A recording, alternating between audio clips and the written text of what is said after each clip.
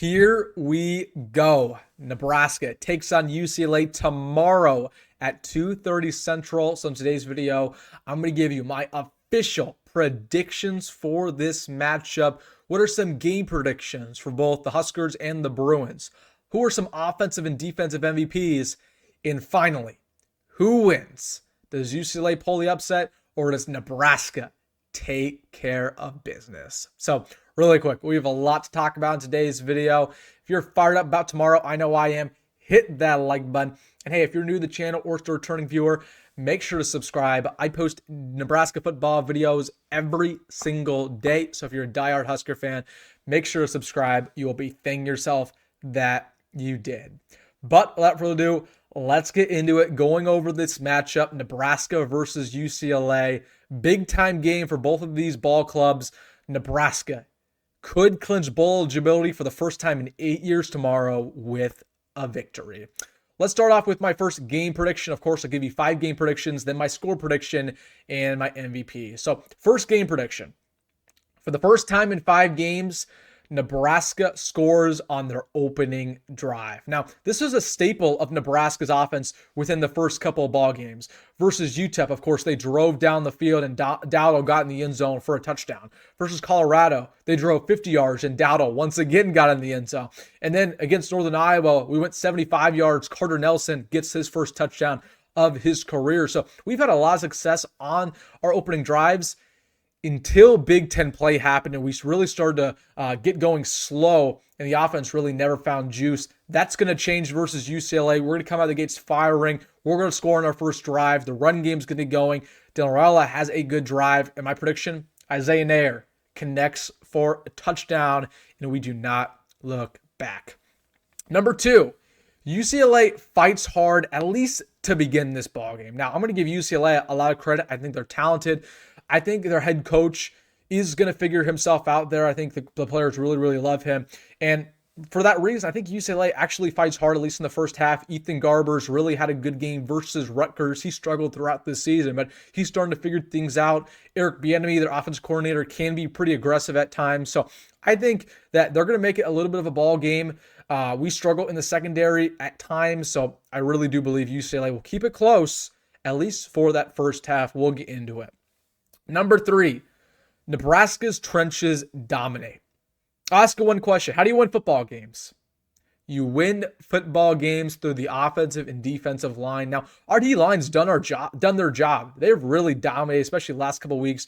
We cannot say the same about our O-line, however. That changes this week versus UCLA. I think our offensive line really has a statement game. Dylan Raiola does not get touched. He does not get sacked once. I think we get push on running plays. We average over 4 yards a carry against UCLA. And then our defensive line, I think they feast. They get 5+ sacks on Ethan Garbers. And overall, this defense really has a chip on their shoulder, and they play well. But the trenches dominate for Nebraska in an old-fashioned battle, and that will bode well.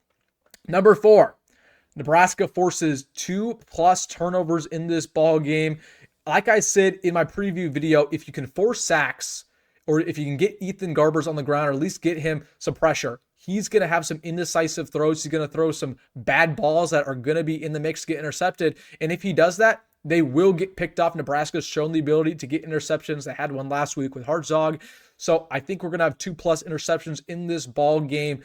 Ethan Garbers, again, good arm talent, but just not accurate, especially under duress. So the Huskers picked the ball a couple times in this ball game, thanks to this defensive line. And also, they're going to give the offense great field position.